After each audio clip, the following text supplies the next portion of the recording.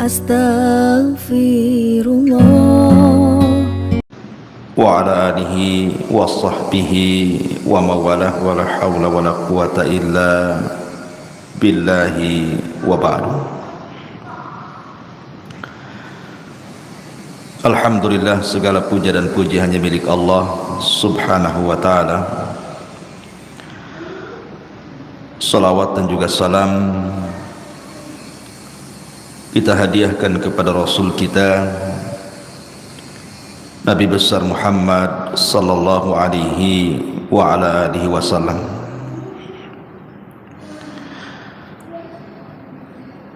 Ma'asyiral muslimat yang dimuliakan Allah subhanahu wa ta'ala, alhamdulillah di pagi menjelang siang ini kembali kita bisa duduk untuk bertalabul ilmi. Dan pembahasan di pagi menjelang siang ini kita akan membahas tentang beberapa penyesalan manusia di hari yang tidak ada guna penyesalan itu di hadapan Allah subhanahu wa ta'ala.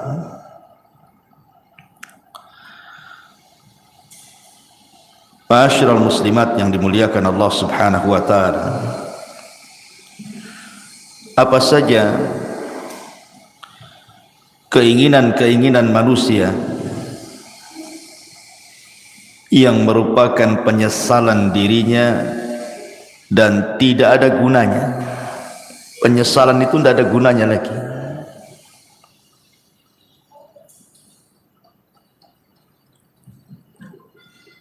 Kalau kita lihat di kehidupan kita ini, kita bertanya kepada orang-orang yang diberikan kekayaan oleh Allah subhanahu wa ta'ala, pasti keinginan mereka itu ingin bertambah kaya lagi. Karena biasanya orang-orang yang diberikan dunia itu mereka tidak akan puas dengan dunia yang dimilikinya. Makanya Anas bin Malik radhiyallahu an mengatakan, menukilkan sabda Nabi sallallahu alaihi wasallam, "Lau anna libni Adam wadiyan min dhahab." Kalau seandainya anak Adam ini memiliki satu lembah semua emas, ahabba ayyakuna lahu wadiyan, pasti dia berkeinginan untuk menambah 2 lembah emas lagi. Walan yamla'a fahu illa turab wa yatubullahu ala man tab. Dan orang ini tidak akan puas mengejar cita-citanya untuk mengumpulkan dunia kecuali tanah yang menimbunnya. Kalau sudah ditimbun tanah, baru tahu, barulah dia menyesal. Ma'asyiral muslimat yang dimuliakan Allah azza wa jalla, setiap manusia itu pasti akan melewati padanya sakaratul maut. Tidak ada satupun manusia pasti akan melewati yang disebut dengan sakaratul maut. Karena Allah subhanahu wa ta'ala mengatakan, wajaat sakratul maut bil haq dzalika ma kunta minhu tahid. Dan akan datang sakaratul maut, dan itu sebuah kebenaran. Itulah yang membuat manusia lari padanya. Apabila malaikat maut sudah dekat dengan kita, dan malaikat-malaikat pembantu malaikat maut ikut serta di dalamnya yang disebut dengan rusulul maut, rasul-rasul kematian. Ketika malaikat maut mulai mencabut nyawa kita, maka dimulai dari ujung jari jemari setiap manusia Kemudian ruh itu berjalan sedikit demi sedikit sampai di tenggorokan. Ketika nyawa di tenggorokan inilah, maknanya manusia sudah tidak akan selamat lagi. Hatta idza balagatit tarak wa qila man rah. Sampai ketika ruh itu sampai di tenggorokan manusia, tidak ada yang bisa meruqyah dia mengembalikan ruh ke dalam jasadnya. Disitulah dia terbayang keinginan-keinginan, penyesalan-penyesalan yang tidak ada guna penyesalan itu. Apa saja penyesalan-penyesalan yang akan dirasakan saat detik orang sakaratul maut itu? Walaupun dia menjerit kepada Allah Subhanahu wa taala untuk dikembalikan ke dunia, melaksanakan penyesalan yang sudah ia tinggalkan, baik perkara yang harus dilaksanakan atau perkara yang harus ditinggalkan, percuma saja penyesalan kala itu. Inilah kita akan bahas beberapa penyesalan-penyesalan ketika orang berada fi firashil maut, tempat tidur kematian. Apa saja penyesalan-penyesalan itu? Ma'asyiral muslimat yang dimuliakan Allah Azza wa Jalla, kita harus bedakan keinginan orang-orang yang beriman saat detik-detik kematiannya dengan cita-cita orang-orang yang mereka jauh daripada keimanan. Maka penyesalan mereka tidak ada gunanya. Contoh saja umniyatus salihin, kehendak dan cita-cita orang-orang saleh. Apabila ruhnya sudah dicabut, kemudian badannya berada di atas keranda kematian, kemudian dibawa ke kuburan, maka orang-orang soleh akan mengatakan saat jasadnya dibawa ke kuburan, qaddimuni qaddimuni, segerakan aku, segerakan aku, segerakan aku, segerakan aku. Maksudnya jangan dilambatkan jalannya supaya cepat dikubur, karena dia tahu di hadapan dia ada nikmat yang luar biasa. Tetapi kalau dia orang fasik, orang jahat, maka dia akan berteriak kepada orang-orang yang membawa jasad dia ke kuburannya dan mengatakan, ya wailaha aina yadhhabuna biha. Celaka, celaka, hendak kau bawa kemana jasadku ini? Dia pun berteriak-teriak, tidak ada yang mendengar selain makhluk-makhluk di luar manusia dan jin. Ma'asyiral muslimat yang dimuliakan Allah Subhanahu wa taala, apabila seorang yang beriman betul-betul sudah dimasukkan ke dalam kuburan, kalau dia meninggal karena mati syahid, maka dia akan meminta kepada Allah Subhanahu wa taala untuk dikembalikan ke dunia. Untuk apa? Untuk berperang kembali dan mati syahid kedua kalinya, dan itu kemuliaan baginya. Makanya Jabir bin Abdullah radhiyallahu anhu pernah menceritakan saat kematian ayahnya Abdullah ibn Haram. Jadi saat kematian Abdullah ibn Haram, Jabir bin Abdullah ini dia merasa sedih. Bagaimana tidak ayah tercintanya satu-satunya harus mati syahid di Uhud. Kemudian sambil memeluk ayahnya yang sudah tidak bernyawa itu, maka Nabi SAW mengatakan, ya Jabir, tabki aw la tabki, wallahi ma kallama Allahu ahadan qat min wara'i hijabin wahiyan abaka fakallamahu kifahan bila turjuman. Jabir, menangis ataupun engkau tidak menangis, sungguh Allah subhanahu wa ta'ala tidak pernah bicara pada siapapun di balik tabirnya secara wahyu kecuali bapakmu. Bapakmu diajak bicara oleh Allah tanpa penerjemah, di mana Allah subhanahu wa ta'ala mengatakan kepada ayahmu, tamanna ya abdi, berangan-anganlah wahai hambaku, bercita-citalah wahai hamba-hambaku. Ya abdi tamanna alayya u'tik, wahai hambaku, mintalah sesuatu kepadaku, aku akan beri.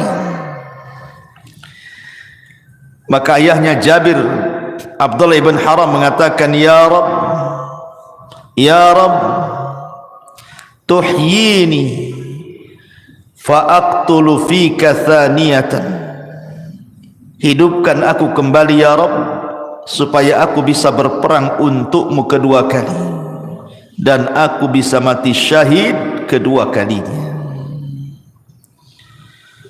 Tapi Allah subhanahu wa ta'ala mengatakan, innahu qad sabaqa minni annahum ilaiha la yarji'un. Tidak mungkin wahai Abdullah, orang yang sudah mati itu hidup lagi.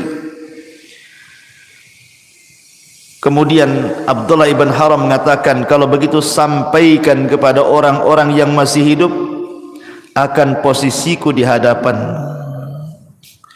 Maka Allah subhanahu wa ta'ala turunkan ayat, wala tahsabannal ladzina qutilu fi sabilillahi amwatan bal ahya inda rabbihim yurzaqun. Jangan kau sangka orang-orang yang mereka mati di jalan Allah, terbunuh dalam jihad, mereka mati. Tidak, mereka hidup. Mereka diberikan rizki di hadapan Allah subhanahu wa ta'ala. Inilah cita-cita orang-orang yang beriman. Walaupun cita-cita ini mustahil dilakukan, mustahil terkabulkan, tapi cita-cita mereka mulia, ingin hidup kembali, ingin berperang karena Allah, dan ingin mati syahid kedua kalinya. Begitulah umniyatus salihin, angan-angan orang-orang yang saleh. Makanya dalam surah Yasin ada satu kisah yang disebut dengan Habibun Najjar. Dalam surah Yasin itu ada kisah yang disebut dengan kisah Habibu An-Najjar. Bagaimana kisahnya Habibun Najjar itu? Jadi suatu hari di sebuah perkampungan di zaman setelah Isa bin Maryam, sebelum diutusnya Nabi SAW, di kampung itu atau daerah itu sangat penuh dengan kezaliman, penuh dengan kesyirikan. Diutuslah oleh Allah subhanahu wa ta'ala dua nabi untuk mendakwahi kampung tadi. Ada yang mengatakan bahwa dua orang ini bukan nabi, tetapi murid-muridnya Isa bin Maryam untuk mendakwahi daerah tersebut, tapi didustakan oleh kaumnya. Akhirnya Allah subhanahu wa ta'ala mengutus satu lagi untuk menguatkan yang dua orang yang sedang berdakwah itu, tapi didustakan lagi, sampai akhirnya tiga utusan ini hampir dibunuh. Datanglah seorang laki-laki yang bernama Habibun Najjar, yang sudah beriman sebelumnya kepada tiga utusan ini, memperingatkan orang-orang yang menentang tiga utusan itu. Kemudian malah dia jadi sasaran pembunuhan. Niatnya membela para utusan, akhirnya dibunuh oleh orang kampung itu. Ketika dia mati,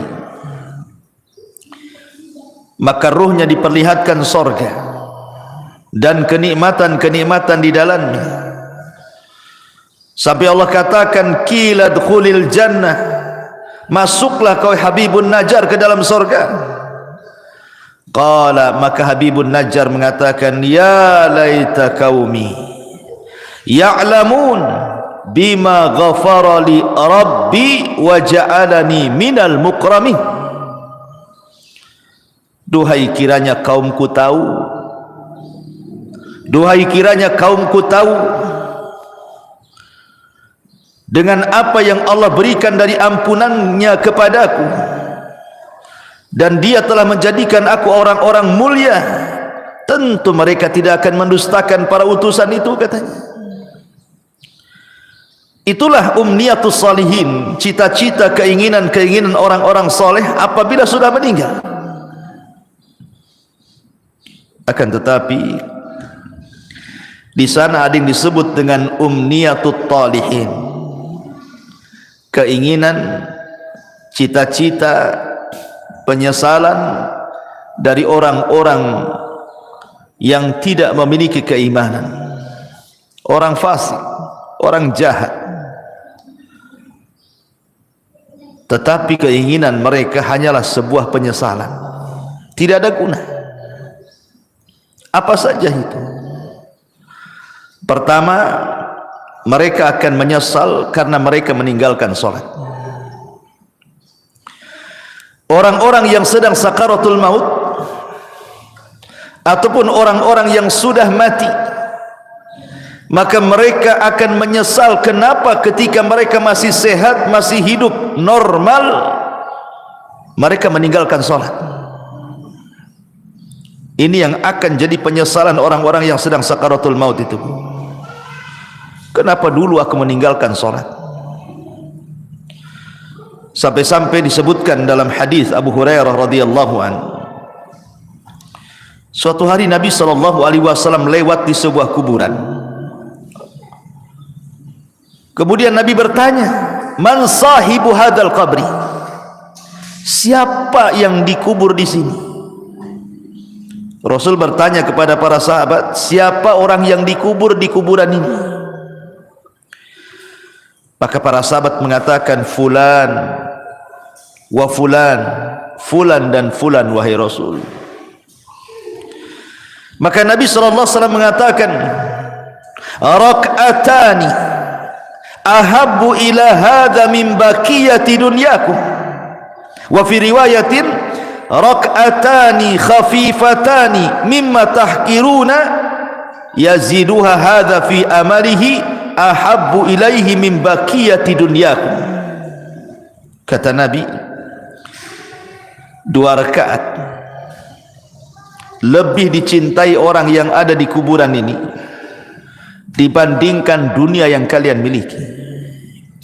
Dalam riwayat, 2 rakaat solat yang ringan yang kalian remehkan, tapi itu bisa menambah amalannya, itu lebih dicintai orang yang dikubur ini dibandingkan seisi dunia yang kalian miliki.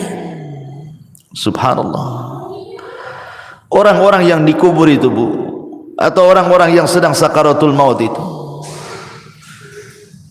mereka dicita-citakan ingin sholat, walaupun hanya 2 rakaat yang ringan, yang mudah dilakukan, tapi apalah gunanya penyesalan itu? Menyesal dia kenapa tidak sholat, menyesal kenapa dia tidak melakukan 2 rakaat sholat, tapi apa gunanya penyesalan itu? Tidak ada guna, tidak ada guna penyesalan itu. Padahal Nabi SAW saat detik-detik wafatnya, apa kata Rasul? As-salatu salat wa ma malakat aimanukum. Jaga solat, jaga solat, dan hamba-hamba sahaya di antara kalian. Bahkan Umar bin Khattab radhiyallahu an, saat detik-detik wafatnya, Umar sampai mengatakan, la hadza fil Islam liman tarakas salat. Tidak ada bagian dalam Islam, kata Umar, bagi orang yang tidak melaksanakan salat. Itu di akhir-akhir usia Umar tuh, saat detik wafatnya, dia ingatkan soal salat. Persis seperti wasiat Nabi sallallahu alaihi wasallam, as-salatu shalah wa ma malakat aymanukum. Maka sebelum waktu itu akan datang, penyesalan akan diungkapkan. Tapi apalah gunanya penyesalan itu di hadapan Allah? Maka dari sekarang jangan pernah tinggalkan salat, karena ini adalah penyesalan orang-orang sakaratul maut nanti. Tapi heran hari ini kan, Masya Allah ya, orang yang meremehkan solat itu kayaknya biasa-biasa saja, kayak nggak berdosa saja orang tak solat tuh, kayak nyantai gitu deh Bu ya. Kalau kita tanya sama orang yang tidak solat tuh, kenapa kok tak solat, katanya, nanti katanya kalau sudah dapat hidayah, katanya. Ngomongnya enak saja kayak gitu juga. Bukankah engkau seorang muslim, kenapa kau tidak solat, katanya. Entah kenapa saya malah solat, katanya. Kayaknya bukan beban bagi dia gitu ya. Padahal orang yang meninggalkan solat itu bisa kafir tuh. Kata Nabi sallallahu alaihi wasallam, al-ahdu bainana wa bainakumus salat faman tarakaha faqad kafar.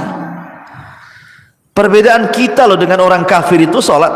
Kalau dia meninggalkan solat berarti apa bedanya dengan kafir? Makanya Rasul mengatakan, faman tarakaha faqad kafar. Siapa yang meninggalkan bisa kufur dia. Maka Bu, nasihati kalau ada keluarga yang tidak solat, ajarkan solat, suruh mereka solat. Jangan sampai datang waktu di mana dia ingin solat, tapi keinginannya hanya menjadi penyesalan bagi dia karena tidak ada guna. Nyawa sudah di tenggorokan, itu sudah nggak ada guna lagi taubat. Innallaha yaqbalu taubata 'abdin ma lam yugharghir. Sungguhnya Allah subhanahu wa ta'ala itu hanya menerima taubatnya seorang hamba sebelum nyawa di kerongkongan. Ini yang pertama. Penyesalan yang kedua, as-sadaqah, sedekah. Allah subhanahu wa ta'ala mengatakan dalam surah Al-Munafikun ayat 100, ayat 10 sampai 11, wa anfiqu mimma razaqnakum min qabli an ya'tiya ahadakumul maut fayaqula rabbi laula akhartani ila ajalin qarib fa asaddaqa wa akum minas salihin walan yuakhirallahu nafsan idza jaa ajaluha wallahu khabirum bima ta'malun.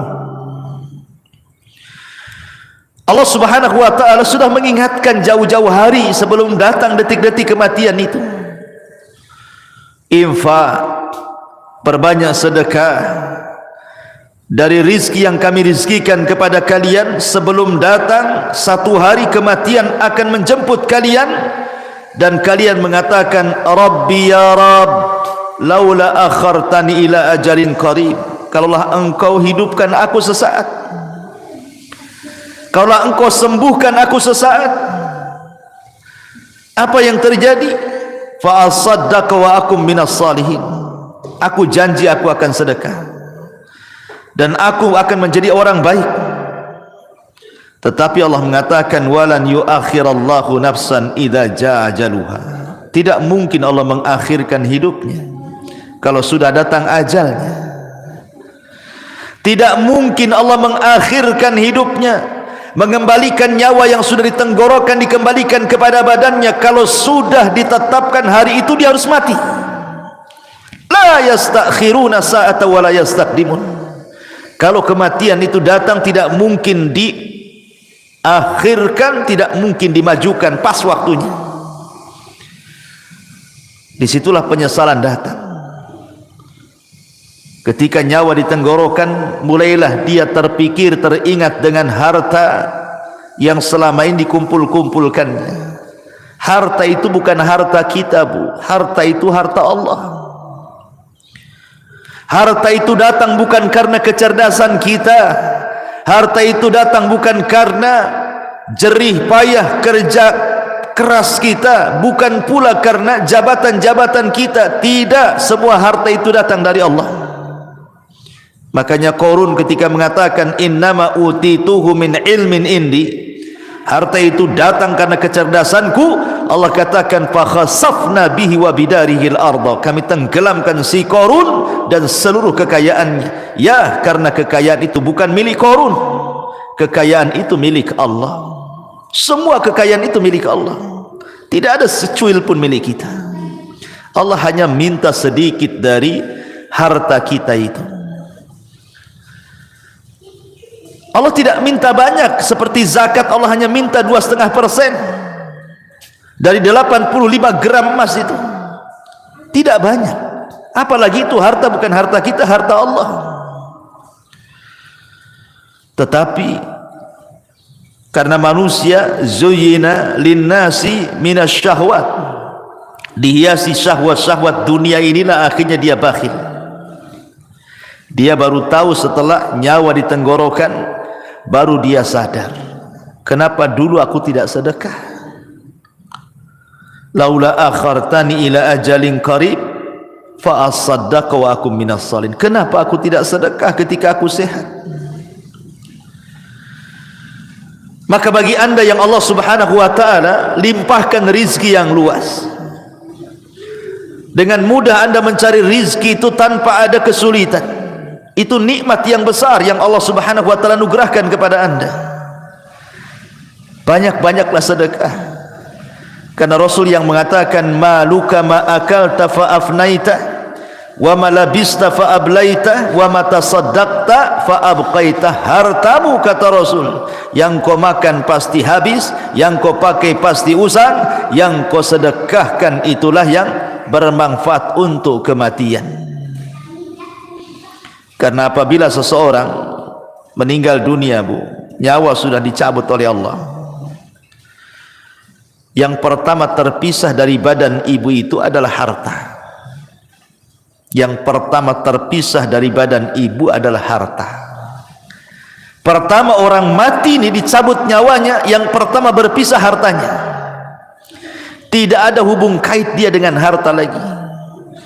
Bahkan sekaya apapun orang yang meninggal itu, tetap saja sama keluarganya dibelikan kain kafan yang harganya murah. Bukan karena dia orang kaya kafannya mahal, tidak, kafannya pun tetap itu juga yang sangat murah, tidak berharga tuh. Karena pertama kali dia meninggal, yang terpisah dari hidup dia itulah hartanya dulu, baru kemudian dibawa di atas keranda, diiringi dengan keluarganya, kemudian dimasukkan ke liang lahat, kemudian dikubur di situ sama keluarganya, kemudian keluarganya pulang, barulah dia terpisah dengan keluarganya. Tapi yang pertama terpisah dari badannya adalah hartanya. Di saat itulah dia menyesal dan mengatakan laula akhartani ila ajalin qarib fa asaddaqa wa akum minas salihin. Ya Rabb, kalaulah engkau akhirkan kehidupanku sesaat, tidak apa-apa, aku akan sedekahkan tuh harta-hartaku tuh, dan aku akan termasuk orang yang baik. Tetapi apakah umniyatut talihin ini, cita-cita orang-orang yang seperti ini bermanfaat bagi dia? Tidak ada guna. Harta sebanyak apapun kalau anda sudah meninggal, harta itu tidak bisa diambil lagi oleh anda, kan? Karena sudah menjadi rebutan ahli warisnya. Kenapa ketika kita masih hidup kita tidak sedekah? Ketika sudah mati baru kita teringat sedekah. Itu namanya penyesalan yang tidak guna, Bu. Penyesalan yang tidak ada guna bagi dia. Percuma penyesalannya. Ini yang kedua, sedekah. Yang ketiga, al-amalus salih, beramal saleh. Allah subhanahu wa ta'ala berfirman dalam surah Al-Mu'minun ayat 99 sampai 100. Allah mengatakan hatta idza jaa ahadahumul mautu qala rabbirji'uni la'alli a'malu salihan fima tarak kalla innaha kalimatun huwa qailuha wa min waraihim barzakhun ila yaumi yub'atsun hatta idza ja'adahumul maut, apabila kematian datang kepada salah seorang di antara mereka, qala, dia pun mengatakan, rabbirji'uni, ya Allah, kembalikan aku ke dunia walaupun sesaat, la'alli a'malu salihan, agar aku bisa beramal saleh, fima tarak, terhadap apa yang kutinggalkan selama aku masih hidup. Jadi orang-orang ini, Bu, apabila nyawa di tenggorokan, apabila nyawa sudah di tenggorokan, sudah tidak mungkin diselamatkan, tidak mungkin lagi hidup lagi orang ini, maka dia akan menjerit-jerit dan mengatakan, rabbirji'uni, rabbirji'uni, ya Allah, kembalikan aku ya Allah. Untuk apa? La'alli a'malu salihan, agar aku bisa beramal saleh, agar aku bisa beramal saleh. Fima tarak, dulu aku tinggalkan itu. Tapi Allah bantah dengan mengatakan, kalla innaha kalimatun huwa qailuha, ya Abdullah, mustahil, itu angan-anganmu saja, mustahil kau dikembalikan, itu angan-anganmu saja. Wa min waraihim barzakhun ila yaumi yub'atsun, karena antara dirimu dan dunia itu ada dinding pemisah yang disebut dengan barzah. Mustahil kau kembali ke dunia. Maka sebelum datang penyesalan yang tidak ada guna itu, Bu, perbanyak amal soleh, perbanyak amal soleh. Amal soleh kan banyak, baik yang bermanfaat untuk diri sendiri ataupun amal soleh yang bermanfaat untuk orang lain. Sekecil apapun amal itu pasti akan dibalas oleh Allah. Wa man ya'mal mithqala dzarratin khairan yara wa man ya'mal mithqala dzarratin syarran yara. Tapi apalah gunanya umniyatu talihin ini? Kalau sudah detik-detik wafat tiba-tiba mikir amal saleh, enggak ada guna, enggak ada gunanya. Yang ada dia akan dipertanggungjawabkan di hadapan Allah Subhanahu wa taala. Ini yang ketiga. Yang keempat, orang-orang yang akan menyesal saat detik-detik sakaratul maut adalah ketika di dunia dia tidak pernah membaca Al-Quran. Di dunia dia tidak pernah membaca Al-Quran.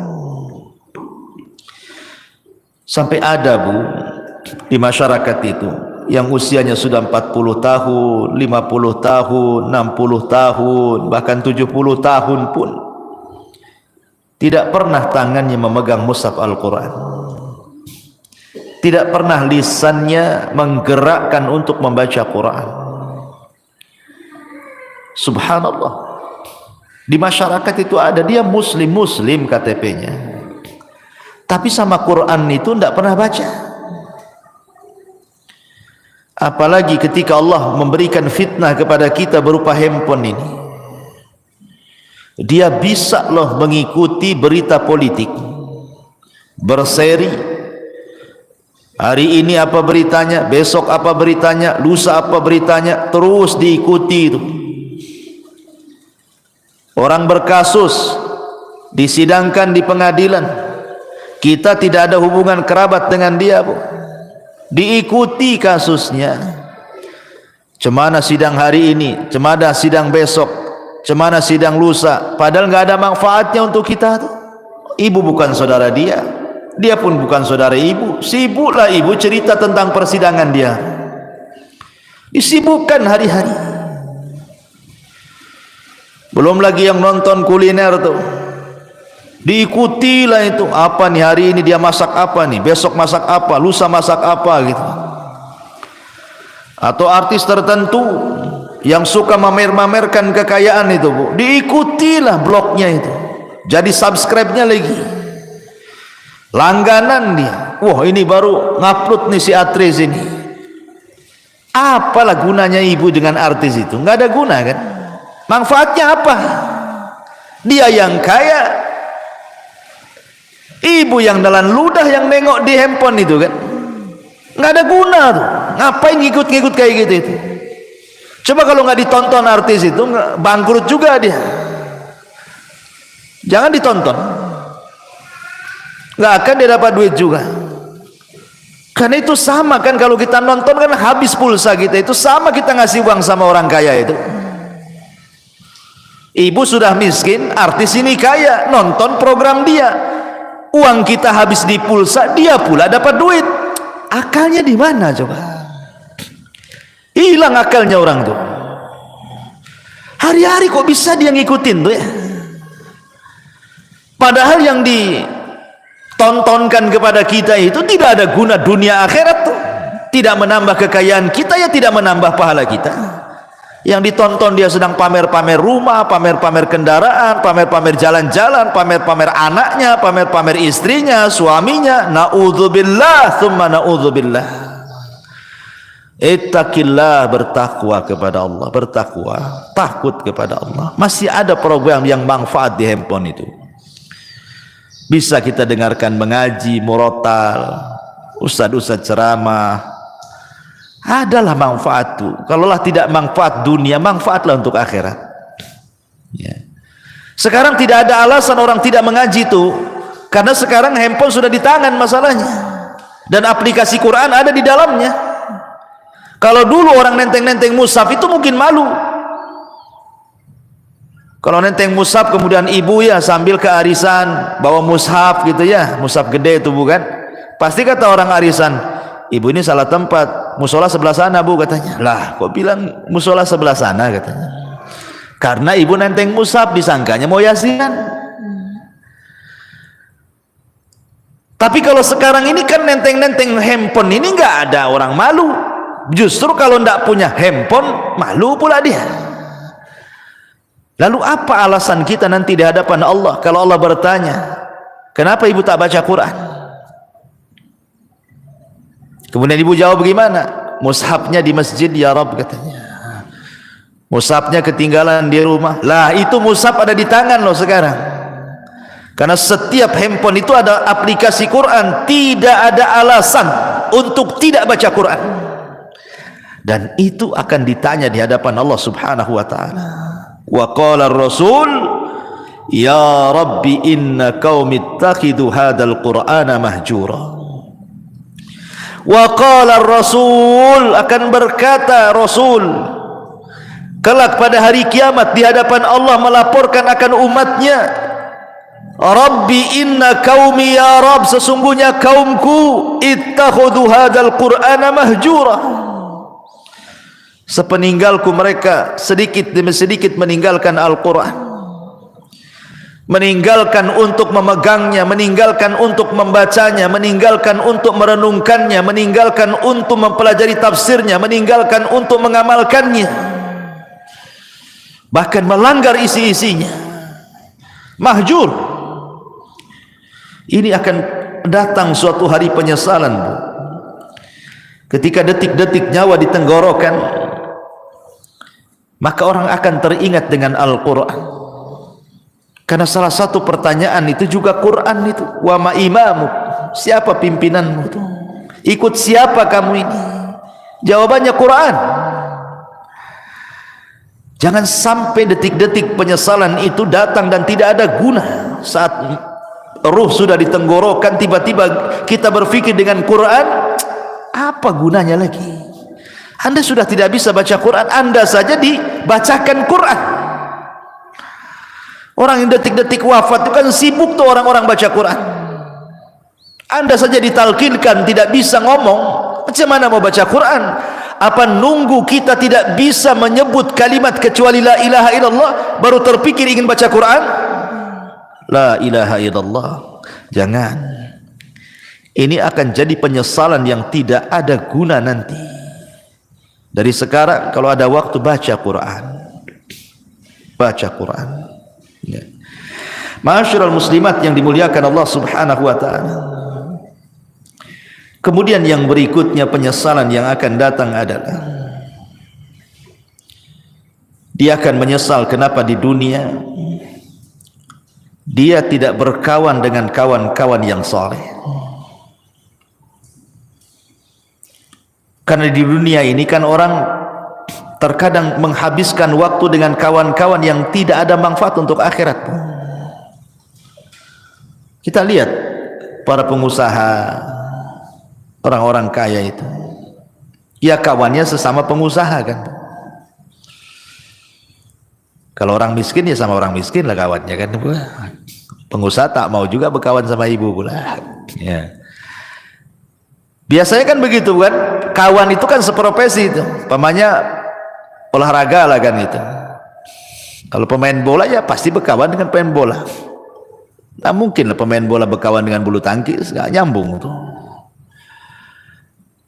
Lah terkadang, subhanallah, kadang-kadang ya kita tidak hendak membicarakan lain-lain, ini hanya sekedar nasihat saja ya. Kadang ada orang tuh bergelut dengan dunia olahraga. Anggaplah dia mungkin timnas gitu ya. Hari-hari main bola saja tuh. Pagi latihan bola, siang latihan bola, sore latihan bola. Kawannya dengan orang-orang bola itu saja tuh. Besoknya gitu lagi, besoknya gitu lagi. Terkadang di antara mereka ada yang meninggalkan sholat, bahkan tidak sholat, bahkan mungkin kawannya orang kafir yang jelas-jelas kafir kan gitu. Olahraga itu tidak diharamkan, bahkan boleh jadi itu sebuah hal yang dianjurkan untuk kesehatan. Tapi kalau itu menjadi tujuan hidup, 1 hari, 2 hari, 1 bulan, 2 bulan, 1 tahun, 3 tahun, sampai habis waktunya hanya untuk memikirkan bola saja, ini akan jadi penyesalan. Akan jadi penyesalan. Orang-orang kaya yang berbisnis hanya hubungannya dengan orang kaya saja. Setiap ketemu bicara bisnis, setiap nelpon bicara bisnis. Pokoknya di otaknya bisnis, bisnis, bisnis, bisnis. Tidak ada diluangkan waktu untuk ibadah, itu tidak ada. Dari mulai dia muda sampai dia tua, itu aja kawannya. Tidak mau dia berkawan dengan orang soleh, dengan ustaz, dengan kiai, dengan ajengan, dengan teman-teman yang rajin ke masjid. Tidak ada. Hanya disibukkan, dilalaikan dengan dunia saja. Atau hari ini mungkin kawannya handphone lah, seperti yang saya sudah contohkan tadi, disibukkan dengan nengok blog artis, terus itu aja ditonton, sibuk komen-komen sana sini. Ini akan jadi penyesalan bu pada hari kiamat. Bahkan dia akan meminta kepada Allah Subhanahu wa taala,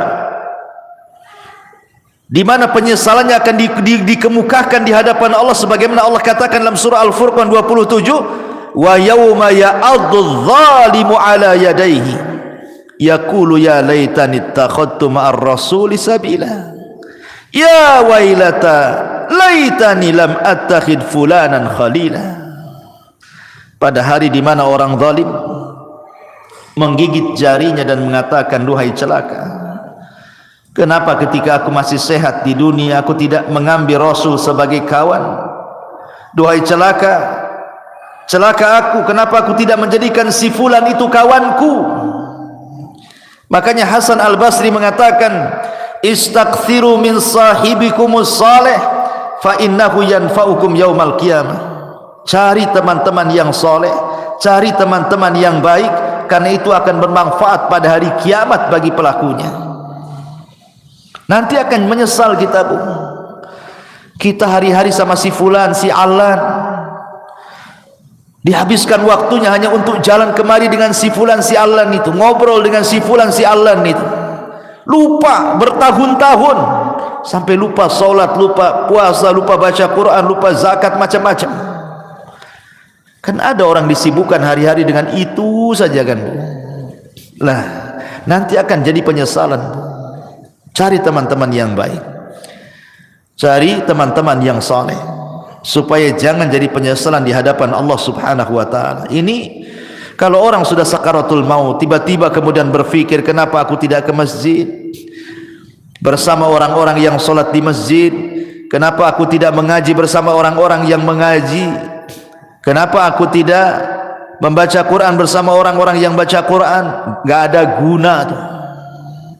Gak ada guna, itu hanya umniah saja, angan-angan, cita-cita saja. Karena nyawa sudah ditenggorokan, apalah gunanya itu? Maka sebelum penyesalan itu datang, dari sekarang cari teman-teman yang baik yang bisa menyelamatkan kita. Ma'asyiral muslimat yang dimuliakan Allah Azza wa Jalla. Lalu apalagi orang-orang yang melalaikan keluarga. Orang-orang yang melalaikan keluarga di masa hidupnya. Boleh jadi dia biarkan anak-anaknya bermaksiat kepada Allah, orang tuanya membiarkan anaknya seperti itu. Anaknya membuka aurat, dibiarkan saja, tidak pernah disuruh menutup aurat atau diberikan jilbab untuk menutup aurat. Anaknya hilang bergaul dengan siapa, tidak pernah ditanya, nak siapa kawanmu itu? Solat tidak, pakai jilbab tidak, macam mana dia agamanya, tidak pernah ditanya. Kalau sudah keluar les, yang penting dia balik, ya kan? Tidak ada kecemburuan. Tidak ada kecemburuan kepada keluarga, terutama kepala-kepala rumah tangga. Itu disebut dayus namanya. Dayus itu orang yang dilaknat Allah karena tidak punya kecemburuan kepada keluarganya. Jangan sampai seperti Allah yang Allah katakan, antakula nafsun ya khasrata ala ma farrattu fi jambillah.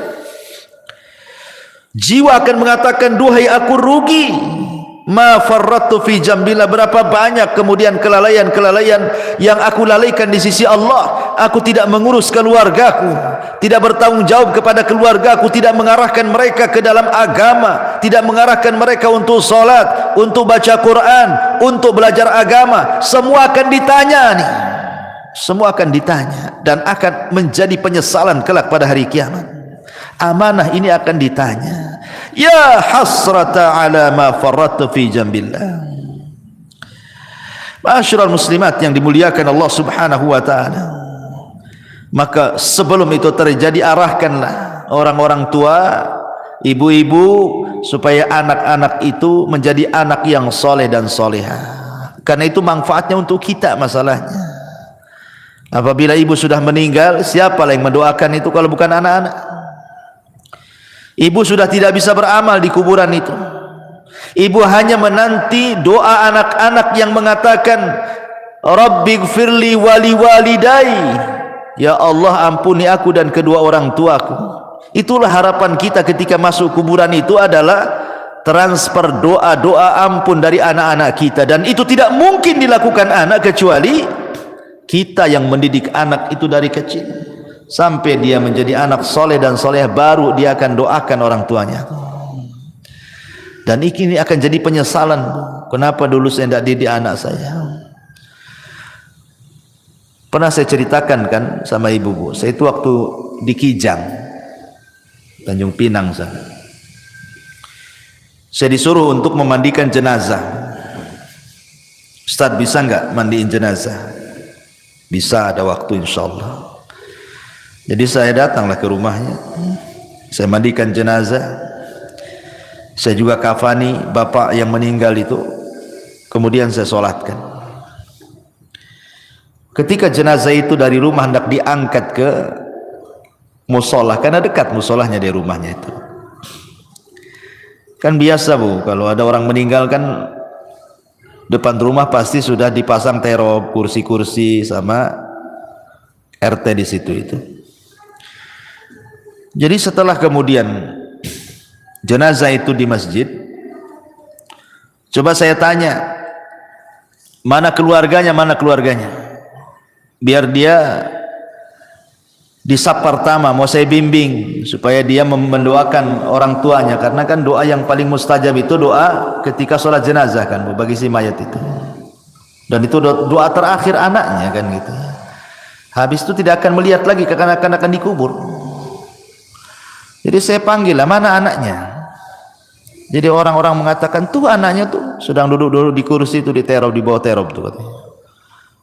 Jadi saya bilang suruhlah mereka nyolati bapaknya tuh. Itu terakhir kali lah saya mau ngomong. Tapi dipanggil-panggil Bu, anaknya nggak ada yang mau sholat, nggak ada yang mau nyolati bapaknya, asli rokokan aja di situ. Sempat saya ngelus dada, subhanallah, ada anak yang durhaka kayak gini kan. Itu bapaknya terakhir mati Bu, anaknya bukan satu orang, ada 5 orang, semua duduk-duduk di situ, rokokan itu. Dipanggil-panggil dia bilang sudah disolatkan aja katanya, disolatkan aja katanya.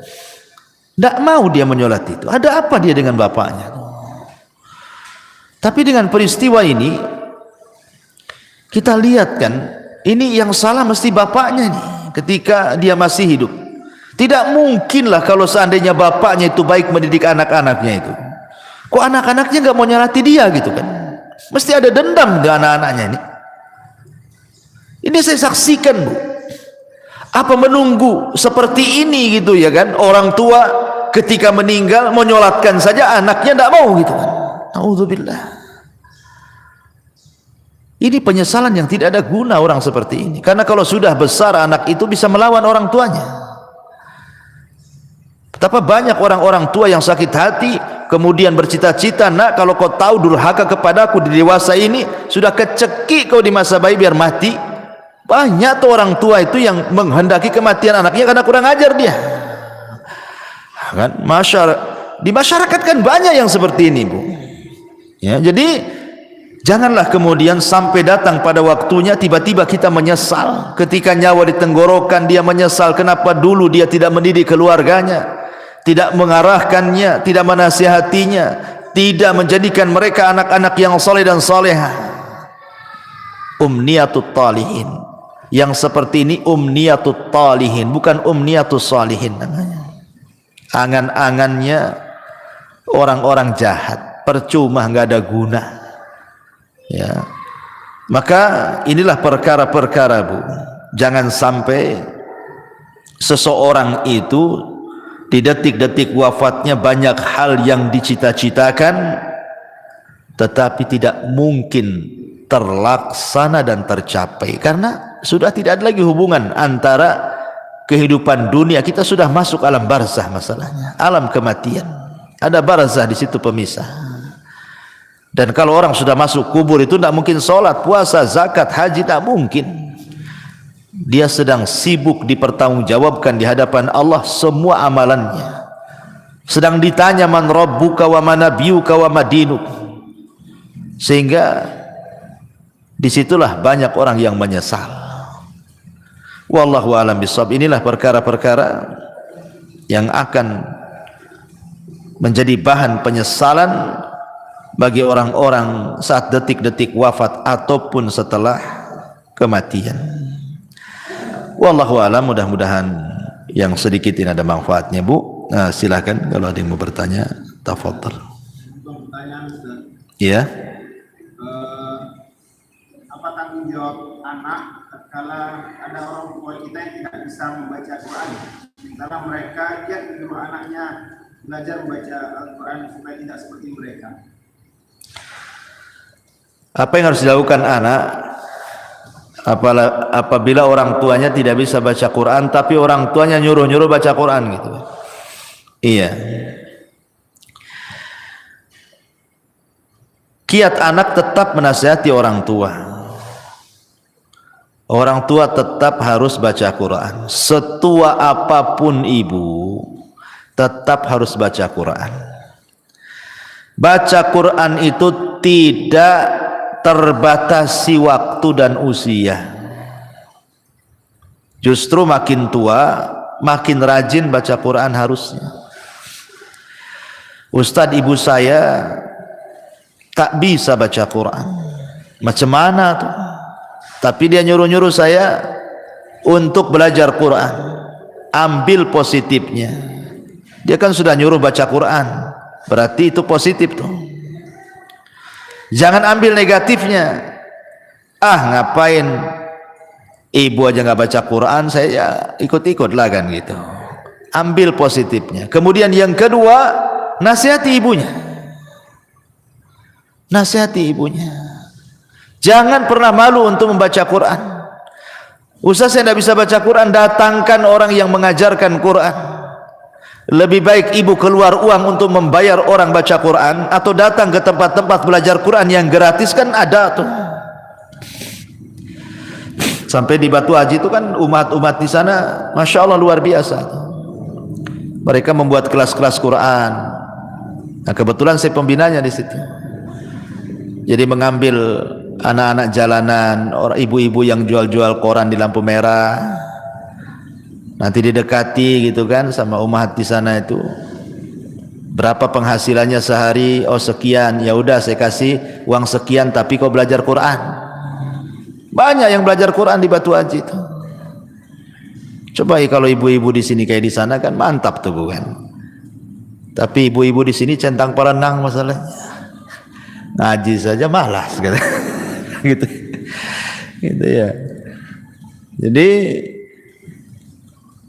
jangan malu datang, atau kalau punya duit nih cari orang yang bisa mengajarkan Iqra dulu kan itu kan. Sekarang kan masya Allah ya, nikmat Allah itu Allah mudahkan dari segi apa? Banyak penemuan-penemuan, metode-metode yang dulu baca Quran itu jadi momok orang itu. Susah untuk bisa baca Quran. Zaman saya kecil mungkin ibu ngalami lah. Kita kalau belajar Quran itu pakai turutan kan bu ya kan? Pakai turutan juz amma tuh. Lama 2-3 tahun tuh tidak bisa baca Quran tuh. Masih susah gitu mau nyebut itu ya. Mau tajwidnya apalagi itu susah, nggak lancar itu 2-3 tahun itu. Tapi sekarang lo ada metode ditemukan 24 jam dia bisa mampu untuk mengenal huruf-huruf hijaiyah. Ditemukan metode tuh. Metode 3 hari bisa baca Quran, metode 10 hari bisa baca Quran. Allah mudahkan loh semuanya. Dengan ditemukan metode-metode mudah. Lah sekarang sudah ditemukan metode-metode mudah, kok tidak mau belajar Quran? Dulu orang-orang dulu ketika susah ditemukan metode-metode ini sehingga 2-3 tahun baru lancar itu. Oh, sampai dipecut-pecut sama orang tuanya. Saya masih ingat dulu itu waktu di kampung belajar Quran itu ngantri di depan Pak Ustadz tuh yang ngajar Quran tuh, kalau ngantuk itu diambil korek api bu, kemudian dibakar alisnya tuh. Saya masih ingat itu ya, itu zaman dulu tuh. Nanti nih kalau salah beberapa kali bu direndam di kolam. Di masjid itu di Jawa Barat tuh kan ada kolam tuh. Ini kalau ndak bisa-bisa bu direndam di kolam tuh, menunjukkan malas anak itu. Tuh orang dulu tuh pendidikannya Quran tuh kayak gitu kan. Sekarang alhamdulillah tidak ada kekerasan lagi, dan sekarang juga ditemukan metode-metode mudah gitu. Lah kalau sudah ditemukan metode-metode mudah, kok tidak mau belajar Quran, itu aneh. Ustaz, orang tua saya sudah tua kali, tidak mungkin lah belajar Quran, sakit-sakitan. Ya sudahlah, kalau memang mustahil dia didengarkan Quran sajalah. Dengarkan murotal. Kalau tidak mau belajar Quran, dengarkan Quran. Nah itulah terakhir, apalagi ya. Wallahu a'lam.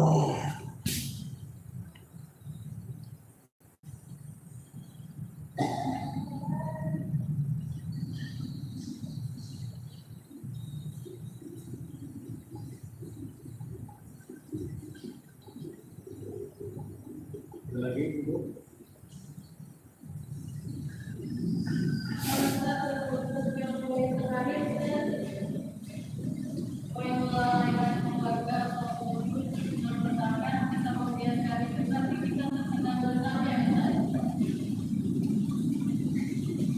Mana? Gak dengar pertanyaannya. Apa Akhedi? Yang melalaikan keluarga ya.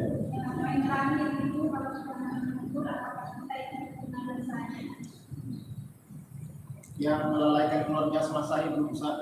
Nah, tatkala kita tidak menegur, apakah kita terkena dosanya? Oh iya, alhamdulillah. Ya kalau seandainya kita bagian daripada keluarga tersebut, ya kita harus menegurnya. Kita harus menegurnya, jangan melalaikan. Kalau kita bagian daripada keluarga tersebut, itu dalam rangka tanasuh wa tawassaw bil haqqi wa tawassaw bis sabri namanya. Saling tanasuh dengan kebenaran. Tegur. Pamannya ibu nih, ya. Suaminya cuek-cuek saja gitu kan, ibu pula yang berinisiatif ngomong, tolonglah bang, abang ini kepala keluarga, ya arahkanlah anak itu. Saya sudah coba juga ngarahkan anak, tak bisa-bisa gitu kan. Kerja saling mengingatkan, kan memang harus begitu, tanasuh saling mengingatkan. Kadang ada waktu-waktunya lalai, waktu-waktunya lupa, ya harus diingatkan. Atau umpamanya ibu mengingatkan keluarga saudara, umpamanya ibu punya adik, sudah berkeluarga lah gitu, hidupnya jauh dari agama, ya ibu nasihatilah, dek janganlah kayak gitu, ya sholat, ya sekolahkanlah anakmu itu di sekolah-sekolah Islam gitu kan. Itu bagian tanasuh, walaupun itu bukan tanggung jawab ibu itu. Karena kalau sudah adik atau kakak itu kan sudah berkeluarga, kan sudah beda kamar kan gitu Pak ya. Ya, tetapi kan dalam rangka tanasuh ya enggak apa-apa, kita sampaikan saja kepada keluarga. Itu dalam rangka dakwah kepada keluarga, ku anfusakum wa ahlikum nar. Jaga diri kalian dan keluarga kalian dari api neraka. Ya enggak apa-apa, terus diingatkan saja. Wallahu a'lam. Taib, saya kira cukup. Sudah 11:30. Subhanakal bihamdika, asyhadu an la ilaha illa anta, astaghfiruka wa atubu ilaik. Allahu ta'ala. Assalamualaikum warahmatullahi wabarakatuh.